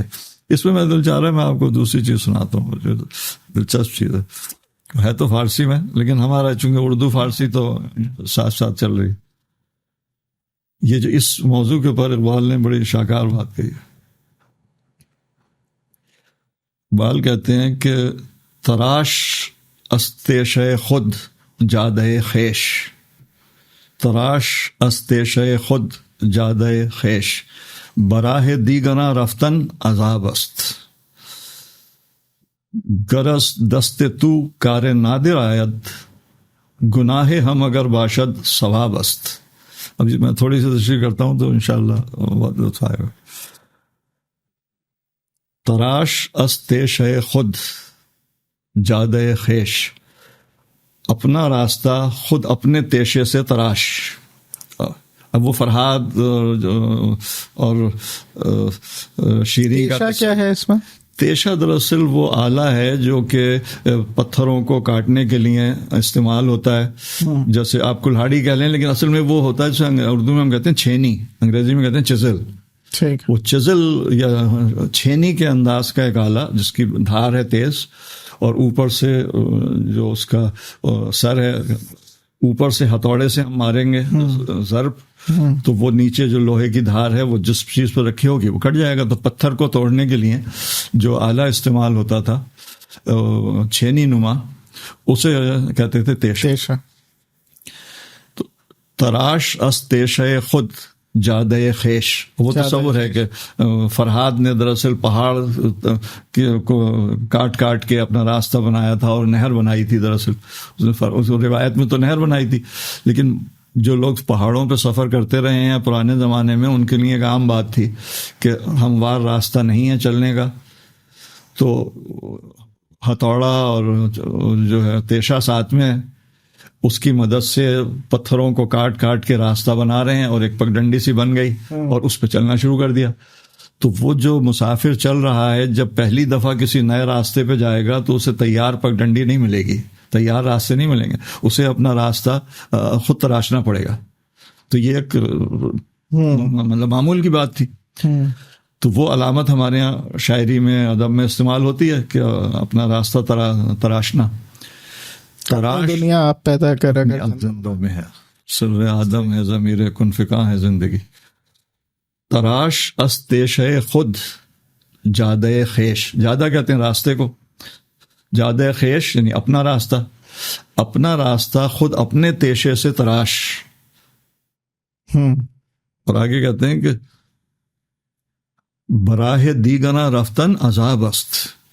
اب اقبال کا وہ جو خود انحصاری کا فلسفہ ہے کہ وہ کہہ رہے ہیں کہ یہ انتہائی مکروہ چیز ہے، عذاب ہے، ناپسندیدہ چیز ہے کہ تو ایسا راستہ تلاش کرے جو پہلے کسی نے محنت کر کے تراش کے ہموار کر دیا ہو اور تو اس پہ آسانی سے چلتا ہوا گزر جائے. تو یہ جو ہے یہ اس مزاج کے خلاف ہے کہ اپنی منزل پر پہنچنے کے لیے راستہ خود نہ تراشا جائے بلکہ کسی نے جو پہلے سے راستہ بنا دیا ہے اس پر آسانی سے چڑھ گئے. تو اس میں آپ ایک تو اس کے ممنون ہو رہے ہیں اس آدمی کے جس نے پہلے تراشا تھا، پھر یہ کہ آپ جو بڑی منزلیں اور بڑے مقاصد حاصل کرنا چاہتے ہیں وہاں آپ کو اکثر راستے تیار نہیں ملیں گے، اور اگر راستے تیار مل رہے ہیں تو اس کے ایک معنی یہ بھی ہیں کہ کوئی اور پہلے اس منزل کو سر کر چکا ہے. آپ کوئی بڑا کارنامہ انجام دینے نہیں جا رہے ہیں، منطق ہے نا. یعنی اگر آپ کوئی نئی منزل منتخب کریں گے، بڑی منزل منتخب کریں گے جہاں پہلے کوئی نہیں پہنچ سکا ہے تو آپ کو ہموار راستہ نہیں ملے گا. ہموار راستہ مل رہا ہے پہلے سے کسی نے تراشا ہوا ہے تو اس کا مطلب ہے کہ یہ پہلے سے اس راستے پہ لوگ گزرتے رہے اور یہ مطلب اس میں کوئی بڑا اولو العزمی کا کام ہی نہیں ہے کرنے کا. کہ تراش استیشہ خود جادہ خیش براہ دیگرہ رفتن عذاب است. دوسروں کے بنائے ہوئے راستے پر چلنا اس خودی والے صاحب خودی کے لیے عذاب ہے، تکلیف دہ چیز ہے، اذیت ناک چیز ہے. یہ بات ہوگی. اس میں ایک اور نقطہ نکالا اسی خطے میں، دوسرا حصہ ہے کہ گرس دست تو کار نادر آیت. اگر تیرے اس جدوجہد میں، اس کوشش میں تیرے ہاتھ سے، تیرے ذریعے سے کوئی بڑا کام ہو جائے، کوئی نادر کام، غیر معمولی کام، نادر میں وہی بات ہے کہ جو پہلے نہ ہوا ہو، ایک نیا کوئی بڑا کام ہو جائے، اگر ہو جائے، غرض دست تو کار نادر آید، گناہ ہم اگر باشد ثواب است. تو اس کوشش میں اور اس سفر میں جو تجھ سے گناہ ہوئے ہیں وہ بھی ثواب ہے. یعنی اب اس میں جو ایک شاعرانہ رعایت تو بہرحال ہے، لیکن اس کا ہم مطلب جو نکالیں گے وہ یہ نکالیں گے کہ اگر کسی نے کوئی بڑی منزل سر کی ہو، کوئی بڑا کارنامہ انجام دیا ہو، اور اس سفر میں اس سے غلطیاں بھی ہوئی ہوں، اس نے تجربات کیے ہوں، ایک طریقہ اختیار کیا، وہ ناکام ہو گیا، جو تحقیق میں سائنس میں بہت ہوتا ہے. کوئی بھی سائنسداں ہے، موجد ہے، ایڈیسن جیسے، تو جو ان کی کامیاب ایجاد ہے اس سے پیچھے 10 کیا 50 100 دفعہ غلط تجربے ہوئے ہوں گے، ناکام ہوئے ہوں گے، پھر اگلا تجربہ کیا. ہر ایجاد کے پیچھے ایک قطار فیلئر ہے، وہ لرننگ ہوگی تمہارے لیے. تو اقبال کہہ رہے ہیں کہ وہ جب تیرے ہاتھ سے کوئی بڑا کام ہو جائے گا تو اس راستے کی جو غلطیاں ہیں وہ بھی تیرے لیے اعزاز کی بات ہوگی کہ یہ اس نے 20 دفعہ غلطی کی اور 21ویں دفعہ کامیاب ہو گیا. تو اس بات کو کہنے کے لیے اقبال نے کہا کہ غرض دست تو کار نادر آید، گناہ ہم اگر باشد ثواب است. تو اس سفر میں جو تجھ سے گناہ ہوئے ہوں گے وہ بھی انشاءاللہ ثواب میں شمار ہوں گے، چونکہ تو نے ایک بڑا کام کیا. صحیح. تو یہ ایک انداز ہے، مطلب وہ جو راستہ خود تلاش کرنے پہ زور ہے نا، کہ غرض دست مجھے نا تراش اس دیشے خود جادے خیش، وہ اس حوالے سے میں کہہ رہا تھا کہ راستہ بھی ڈھونڈ، خضر کا سودا بھی چھوڑ دے. خضر کو ڈھونڈنا جو ہے وہ اس مسلک میں مناسب نہیں ہے، تو خود اپنا راستہ ڈھونڈنے کی کوشش کر. یعنی کہ اب یہی جو فارسی کا آپ نے سنایا ہے، اس میں سے ایک چیز تو مجھے سمجھ آ رہی ہے کہ اگر تم نے صحرا، مطلب شہر تو مجنوں چھوڑ چکا ہے، تم ذرا صحرا بھی چھوڑنے کی بات کرو. مطلب تم اپنی ایکسٹرا کیا کرو گے اور کیا ایفرٹ کرو گے اگر تمہیں واقعی اس منزل سے پیار ہے یا اس اپنے لیے کوئی کامیابی کی جگہ دیکھنا چاہتے ہو، تو تم کیا کتنا کرنا چاہتے ہو اور کتنا اس میں کھپنا چاہتے ہو. یہ ایک صحیح بات. اس کی اس تیسرے شعر کی مدد سے ہم واپس جا کے دیکھیں گے نا، تو اس کے پھر مفہوم اس طرح سے سمجھ میں آئے گا کہ مجنون نے شہر چھوڑا تو صحرا بھی چھوڑ دے. تو اب اگر اسی ہم سمجھیں کہ شاعر اسی ذہنی رو میں، اسی تخیل میں تمام باتیں کہہ رہا ہے، تو اب مطلب یہ نکلے گا کہ مجنون نے تو شہر چھوڑا تھا چونکہ اس کے مقاصد جو تھے وہ صحرا میں حاصل ہو رہے تھے، لیکن تیرا مقام اور تیری منزل اس سے بھی زیادہ آگے ہونی چاہیے. تجھے اپنے لیے جو مقاصد متعین کرنے چاہیے، جو اپنی منزل بنانی چاہیے، اپنے عزائم کرنے ہونے چاہیے تیرے، وہ مجنوں سے زیادہ بڑے مقاصد ہونے چاہیے. تو مجنوں نے صرف شہر چھوڑا تھا، شہر کی آسودگی اور آسانیاں اور ایک متمدن زندگی کے لوازمات چھوڑے تھے اور صحرا کا اختیار کیا تھا. لیکن تیرے مقاصد جو ہیں وہ اس سے زیادہ بڑے ہونے چاہیے اور اس سے آگے اپنی منزل تلاش کر، اپنے لیے کوئی اور راستہ ڈھونڈ جس سے کہ تو زیادہ بلندتر مقصد حاصل کر سکے. مجنون نے شہر چھوڑا تو صحرا بھی چھوڑ دے، نظارے کی ہوس ہو تو لیلا بھی چھوڑ دے. یہ بات بھی اقبال نے کہیں اور دوسری جگہوں پہ کہی ہے بات کی شاعری میں کہ اگر تجھے اس سفر میں بجائے اپنی منزل کے حصول کے وقتی طور پر کچھ حسن یا کچھ ایسی جمالیاتی پہلو نظر آ رہے ہیں جو تیرے لیے اپنے مقصد سے انحراف ہے، یعنی اگر تو اس نظارے میں مدہوش ہو کر اپنی اصل منزل کو فراموش کر رہا ہے، تو اس کے لیے بہتر ہے کہ لیلا کا خیال بھی چھوڑ دے. یعنی اپنا مقصود لیلا کو نہ بنا بلکہ اپنا مقصود اپنی منزل کو بنا جو تو نے متعین کی. تو وہ نظارے لیلا سے بھی دل فریب نظارہ آگے آئے گا اگر اس کی حوث ہے یا جو ایسے متعین کر جو اس سے بڑے مقصد ہوں. یہ اس اور اس میں وہ لفظ حوث جو ہے وہ بڑا بامانے ہے کہ وہ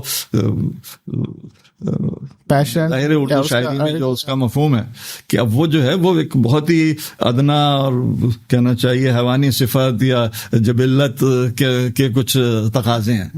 تیری منزل اور تیرے مقاصد بلند ہونے چاہیے تو صرف نظارے کی حوث میں وہ جو ہم کہتے ہیں نا، آپ انگریزی میں آج کہتے ہیں ڈسٹریکشن، کہ وہ وہاں اس بڑے مقصد میں وہ لیلا بھی ڈسٹریکشن ہے کہ وہ اس کے نظارے کی حوث میں مبتلا ہونے کے بجائے تو اس سے آگے اپنے نظریں قائم کر اور اپنے مقاصد اس سے آگے متعین کر.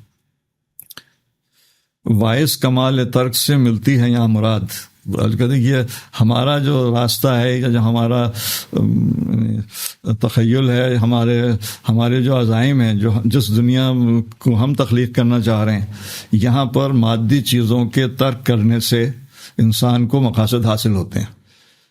یعنی دنیاوی لذات اور دنیاوی ہوس اور دنیاوی یعنی مادی لذتوں میں کی کشش میں وہ مقاصد، بڑے مقاصد حاصل نہیں ہوتے. ان بڑے مقاصد کے لیے ہمیں دنیاوی اور مادی لذات کو ترک کرنا پڑتا ہے، قربان کرنا پڑتا ہے. یہ بنیادی ایک تصور ہے.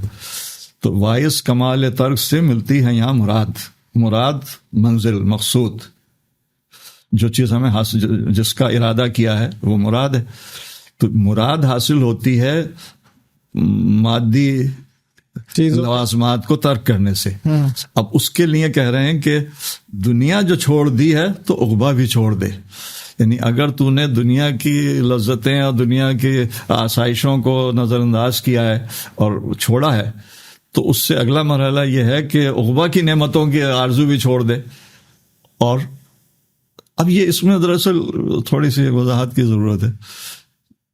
وہ یہ ہے کہ اردو شاعری میں یہ موضوع بار بار مختلف انداز سے آتا ہے. ہمارے یہاں وہ جو روایتیں مشہور ہیں نا، کہ مختلف بزرگوں کے حوالے سے، حضرت رابعہ بصری کے حوالے سے بھی وہ مشہور ہے ایک بات روایتی طور پر، کہ وہ ایک دفعہ پانی کی بالٹی اور آگ وہ لے کے آ گئیں، جس میں یہ ہے کہ میں کسی نے پوچھا کہ بھئی آپ کہاں جا رہی ہیں؟ کہ یہ آگ جو ہے یہ جنت کو جلانے کے لیے ہے اور پانی جو ہے وہ جہنم کو بجھانے کے لیے ہے.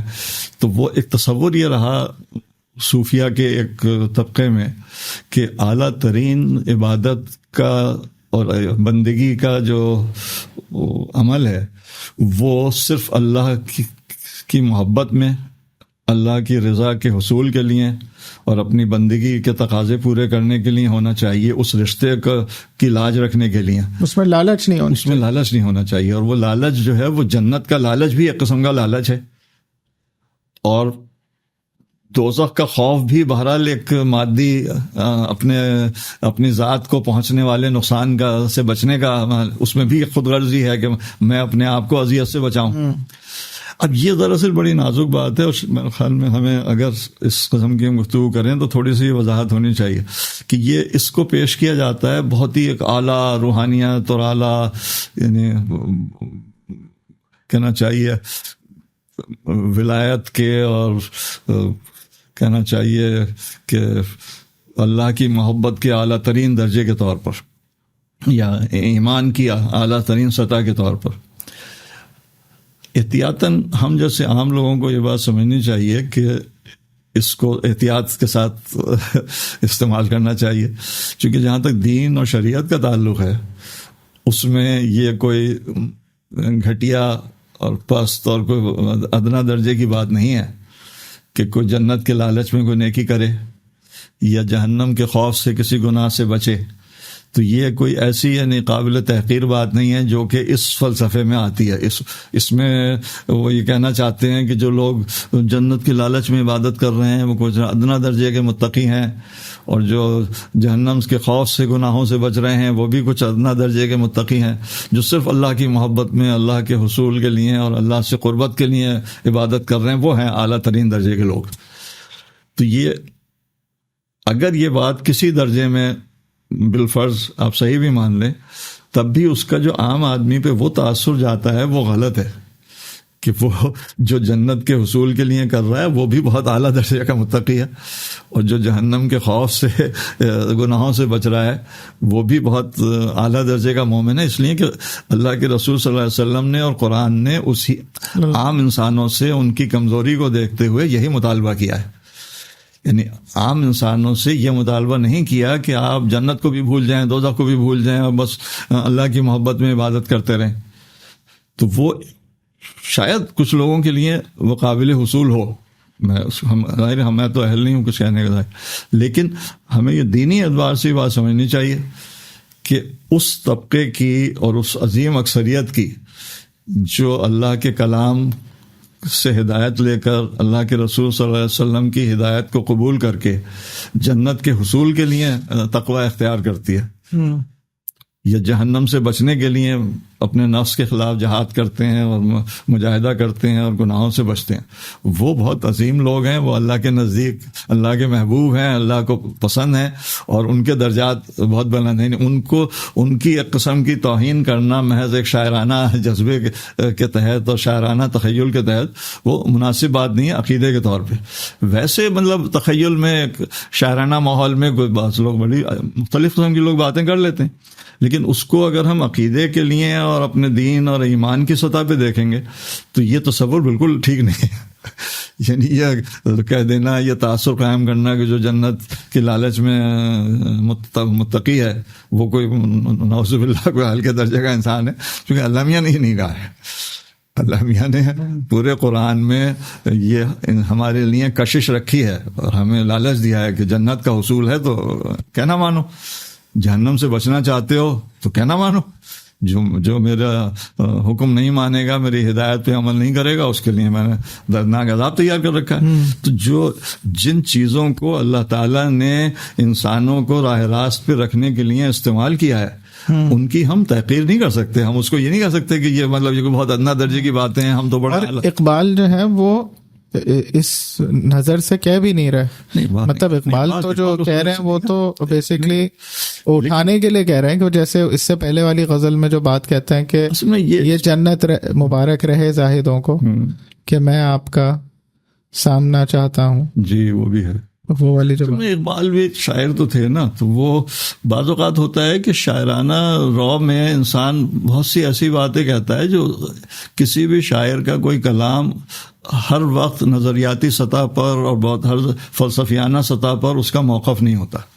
یہ ایک ہمیں اور اضافی بات ہے شاید کرنی چاہیے، وہ یہ کہ شاعر ہے بہرحال شاعر، وہ شاعری کے یعنی شعر لکھتے ہوئے جن ذہنی کیفیت اور جس جذباتی کیفیت میں ہوتا ہے وہ اپنی قدرت کلام کی وجہ سے وہ بات شعر میں کہہ دیتا ہے، لیکن وہ اس وقت یا کہنا شاعری کرتے ہوئے ہر وقت وہ مبلغ اور کہنا چاہیے مصلح اور.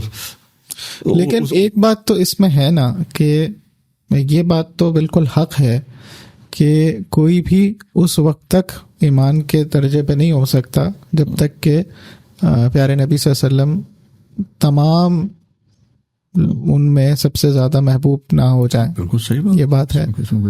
تو جو پرائرٹی اقبال ادھر اسٹیبلش کر رہے ہیں یا جو بات وہ کہہ رہے ہیں کہ یہ جو تم جنت اور دوزخ کے خوف میں وہ کر رہے ہو اس سے آزاد کرو اپنے آپ کو. ہاں یہ بالکل اقبال یہی کہہ رہے ہیں، لیکن میرا خیال یہ ہے کہ یہ اقبال اسی ہماری شعری روایت کو فالو کر رہے ہیں یا اس کا اسی راستے پہ چل رہے ہیں جو کہ ایک عام بات ہے کہ تمام ہمارے شاعری میں یہ ایک تصور ہے کہ وہ یعنی اعلیٰ ترین درجہ جو ہے وہ جنت اور دوزخ سے بے نیاز ہو کر اللہ کی بندگی کرنے کا یا اللہ سے محبت کرنے کا ہے. لیکن میں صرف احتیاطاً یہ بات کہہ رہا ہوں کہ ہمارا اگر کوئی میری بات سن رہا ہے تو اس کو یہ میں پیغام جانا بہت افسوس کی بات ہے اور غلط ہوگا ہماری طرف سے کہ یہ کوئی ادنا درجہ ہے اور وہ اعلیٰ درجہ وہ ہے. اصل میں یہ وہ درجہ ہے جو عام انسانوں سے مطلوب ہے. اگر ہم جس نے جنت کے حصول، جو شخص جنت کے حصول میں کامیاب ہو گیا یقیناً وہ اللہ کے فضل اور رحمت کے ساتھ ہوگا، لیکن بہرحال اس کے لیے کچھ نہ کچھ اس کی کوشش ہوگی جس پر مزید اضافہ کر کے اللہ نے اپنے فضل اور رحمت سے اس کو جنت میں داخل کر دیا. تو اللہ نے انسان کو جو تعلیم دی وہ یہ دی کہ تم ایک کمزور مخلوق ہو، تمہارے لیے مطلوبہ راستے پر چلنے کے لیے ہم نے کچھ کشش رکھی ہے اور کچھ ڈرانے کے لیے چیزیں رکھی ہیں نا. حضور اکرم صلی اللہ علیہ وسلم کو بشیر و نذیر بنا کے بھیجا تو بشارت جو ہے جنت کی بشارت دی جا رہی ہے. نذیر جو ہیں وہ انذار کیا جا رہا ہے، جہنم کا انذار کیا جا رہا ہے کہ جہنم سے بچو. تو اگر کوئی شخص حضور اکرم صلی اللہ علیہ وسلم کے اس منصب کو قبول کرتے ہوئے ان کی بشارت کو دل سے عزیز رکھتا ہے، اس کی تقویٰ کرتا ہے، ان کے انذار، ان کی تنبیہ کو بھی نظر میں رکھتا ہے اور نافرمانی سے بچتا ہے، تو وہ بالکل ایک مومنانہ کردار ہے. اس کو یہ، اس کے بارے میں یہ تاثر رکھنا کہ وہ کوئی ادنا درجے کا نیک انسان ہے اور ایک دوسری مخلوق ہے جو ان سب چیزوں کو، جنت دوزخ کو نظر انداز کر کے اللہ کی محبت میں عبادت کرتی ہے، وہ اگر کوئی ہے، مطلب میں تو چونکہ فائنل بات کہنے کا اہل نہیں ہوں، لیکن میں یہ سمجھتا ہوں دینی اعتبار سے کہ اگر کوئی ایسی چیز ہے تب بھی وہ اللہ نے ہم سے مطالبہ نہیں کیا. عام انسان سے اس کی سطح اور اس کی کمزوری اور اس کی بشریت کا لحاظ رکھتے ہوئے اس سے یہ مطالبہ کیا گیا کہ تم جنت کے لالچ میں ہی میں سیدھے راستے پہ چلو، تم جہنم سے ڈر کے سیدھے راستے پہ چلو. تو یہ کوئی مطلب ایسا درجہ نہیں ہے جس کو ہم، عام انسان کے لیے سب سے بڑی کامیابی یہی ہے کہ وہ جنت میں چلا جائے. اس کو یعنی کہنا چاہیے اس کی اہمیت کم کرنا یا اس کو ایک منفی پہلو سے دکھانا جو ہے، یہ شاعرانہ میں تو کیفیت میں تو بہت لطف آتا ہے کہ واہ کیا بڑی زبردست بات کہی، کیا بلند خیال ہے. لیکن یہ کہ یہ میں سمجھتا ہوں کہ دینی اعتبار سے ہمیں احتیاط کرنی چاہیے کہ ہم کسی کو بھی، میں اگر اپنے بچوں کو شعر سنا رہا ہوں تو میں نہیں چاہوں گا کہ وہ یہ سوچنے لگے گا ارے وہ جنت وغیرہ یہ تو بہت معمولی کام ہے، ہم تو ایک دوسرے منزل میں چل رہے ہیں. تو یہ اگر کسی شخص کو وہ درجہ حاصل ہو جائے کہ وہ جنت کے لالچ کے بغیر اللہ کی محبت میں بندگی کرے تو انسان کا تخیل ہی کہتا ہے کہ واقعی بڑی زبردست بات ہے. لیکن جس چیز کا اللہ نے ہم سے مطالبہ کیا ہے، اور وہ بھی بہت مشکل پروجیکٹ ہے، یعنی جو ہمارے اعمال کی اور ہماری دنیا میں جو ہمارے پاس ترغیب کے اور تحریض کے معاملات ہیں، ٹیمپٹیشنز کے معاملات ہیں، ان ٹیمپٹیشنز کی موجودگی میں صرف جنت کا حصول اور جہنم سے بچ جانا اتنی بڑی نعمت ہے، اتنی بڑی قیمتی کامیابی ہے کہ اس کو بالکل سامنے رکھنا چاہیے. اس کی حیثیت کو کم کر کے دکھانا جو ہے وہ مناسب نہیں ہے. وہ شاعرانہ کمال تو ہو سکتا ہے لیکن دینی اعتبار سے بالکل ٹھیک بات نہیں. صحیح، ٹھیک ہے. بہت شکریہ ہادی صاحب، آپ نے سوچنے کے لیے کافی کچھ ہمیں دے دیا ہے آخر میں. اور ہم اسی کو تھوڑا سا آگے کی نشستوں میں کوشش کریں گے کہ جاری رکھیں، اقبال کو سمجھنا، پڑھنا اور آسان کرنے کے لیے. جزاک اللہ. انشاءاللہ پھر اگلی نشست میں ملاقات ہو. شکریہ. السلام علیکم.